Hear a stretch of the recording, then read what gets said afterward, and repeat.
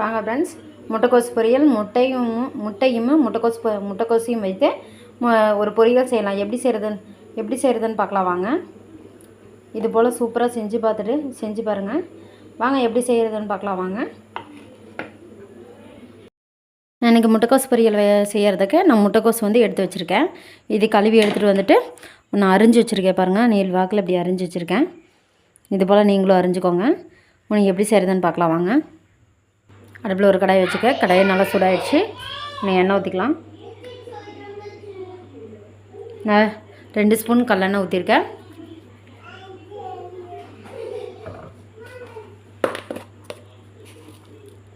ஒரு ஸ்பூன் கடுகு உளுந்து பருப்பு,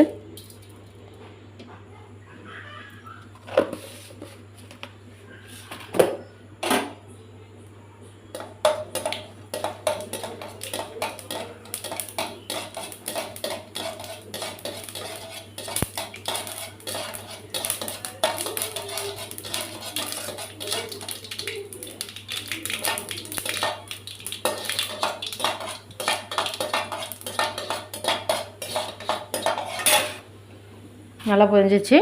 ஒரு வெங்காயத்தை நீள் வாக்கில் அரிஞ்சு வச்சுருக்கேன். அதை போட்டலாம்.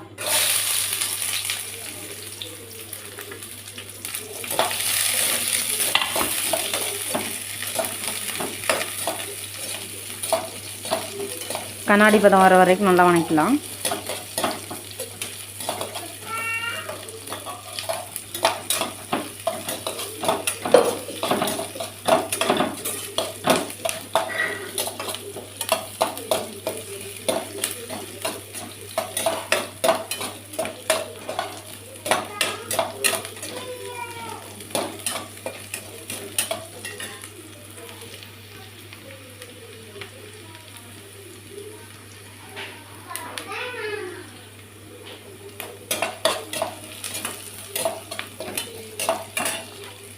நான் 4 பச்சை மிளகாய் எடுத்துக்கிறேன். விதையெல்லாம் எடுத்து போட்டு இங்கே பாருங்கள், விதையெல்லாம் எடுத்து போட்டு 2 அரைஞ்சி போட்டிருக்கேன். அதை போட்டலாம்.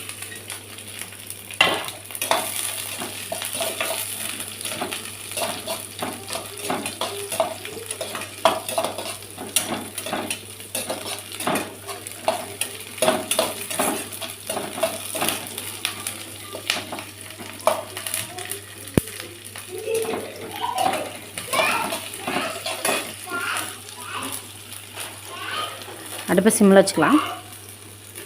முட்டைக்கோஸ் போட்டுடலாம்.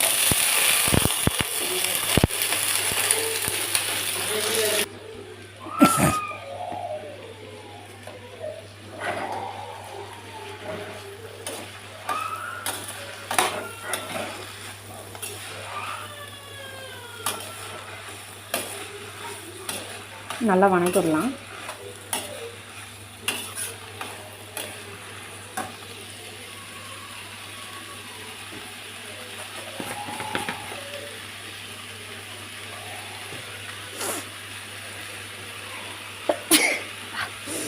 ஸ்பூனு தூளுப்பு ஒரு 1.5 ஸ்பூனு போடுறேன்.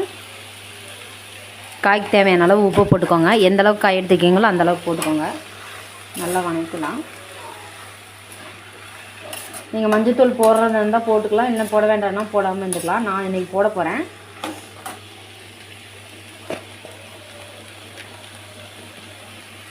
ஒரு ஸ்பூன் மஞ்சத்தூள்,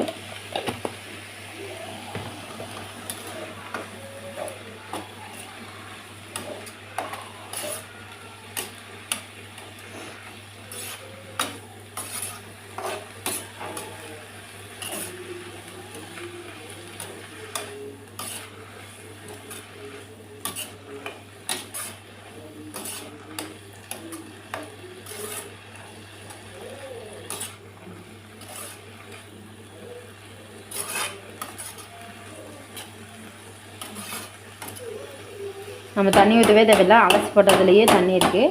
அதிலே நம்ம மூடி போட்டு நல்லா மூடி வச்சிடலாம். அடுப்பு சிம்மில் விட்டு நல்லா வேக வச்சுருத்தலாம். இஞ்சி பூண்டு வச்சுருக்கேன். 4 பல் பூண்டு, ஒரு சின்ன துண்டு இஞ்சி நல்லா 1 2 இடித்து வச்சுருக்கேன். அதை போட்டுடலாம். முட்டைக்கோஸ் பொறுத்தளவுக்கு தண்ணியே ஊற்ற தேவையில்லை, அதே தண்ணி விடும். நல்லா இதில் மிக்ஸ் ஆகிற அளவுக்கு நல்லா இது பண்ணிடலாம்.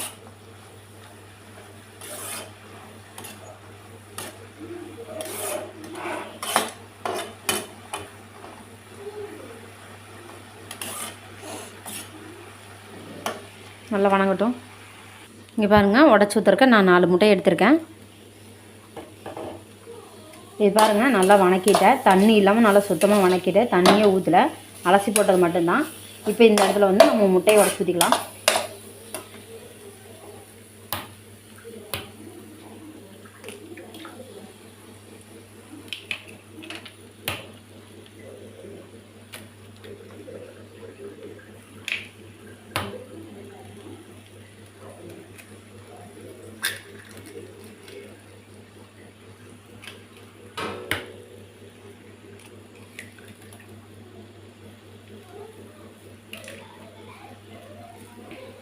எனக்கு உப்பு அளவாக இருக்கும், அதனால் நான் வந்து அப்படியே ஊறுறேன்.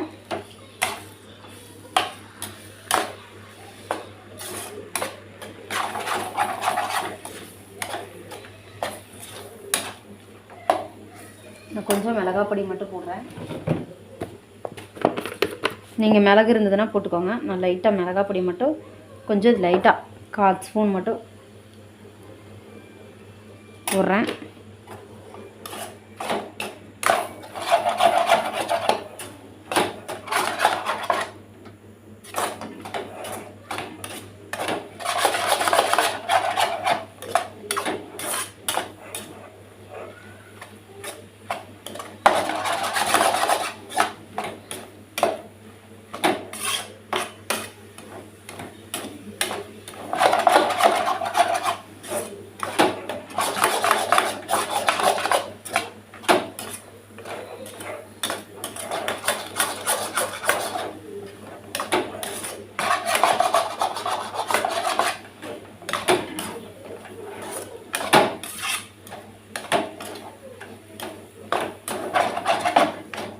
பாருங்கள், முட்டை பொரியல் ரெடி ஆகிடுச்சு. நான் மெதுவாக அடுப்பு சிம்மில் வச்சிட்றேன்.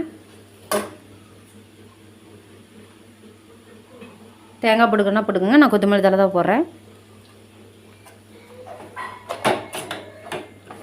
முட்டை போட்டுக்கிறதோ தெரியாது, இந்த மாதிரி பண்ணி கொடுத்தா குழந்தைங்க விரும்பி சாப்பிடுவாங்க. எப்படி செஞ்சேன்னு கேட்பாங்க. எங்கள் வீட்டில் நான் செஞ்சு கொடுத்து எப்படி செஞ்சேன்னு கேட்டாங்க. திரும்ப கேட்டாங்க, இப்போ செஞ்சு கொடுக்குறேன். இது போல் நீங்களும் செஞ்சு பார்த்துட்டு எப்படி இருக்குதுன்னு சொல்லி லைக் பண்ணுங்கள், ஷேர் பண்ணுங்கள், சப்ஸ்கிரைப் பண்ணுங்கள். கூடவே இருக்கிற பெல் பட்டனை கிளிக் பண்ணுங்கள். நீங்கள் இதுலேயே வந்து சாப்பாடு போட்டு கிளறிக்கலாம். கம்மியாக இருந்தால் சாப்பாடு போட்டு கிளறிக்கலாம். நான் வந்து அதிகமாக இருக்குது இது பொரியலாகவே செஞ்சுட்டேன். நீங்கள் இது போல் செஞ்சுட்டு கொத்தமல்லி தழை தூவிட்டு சாப்பாடு போட்டு கிளறிட்டு எடுத்துடலாம். நான் வந்து இன்றைக்கி சாப்பாடு போட்டு கிளறல, பொரியலாகவே யூஸ் பண்ண போகிறேன். அதனால் நான் அப்படியே இறக்கிட்டேன். உங்களுக்கு வேணுங்கன்னா கடைசியாக வந்து மிளகுத்தூள் சேர்த்திக்கலாம், மிளகாய் பொடிக்கு பதிலாக. நான் வந்து மிளகுத்தூள் சேர்த்துல, இஞ்சி பூண்டு பேஸ்ட் போட்டுக்கிறனால நான் வந்து வர மிளகாய் பொடி மட்டும் 1/4 ஸ்பூன் போட்டேன். இது போல் செஞ்சு பார்த்துட்டு எப்படிக்குன்னு சொல்லி லைக் பண்ணுங்கள், ஷேர் பண்ணுங்கள், சப்ஸ்கிரைப் பண்ணுங்கள். கூடவே இருக்கிற பெல் பட்டனை கிளிக் பண்ணுங்கள்.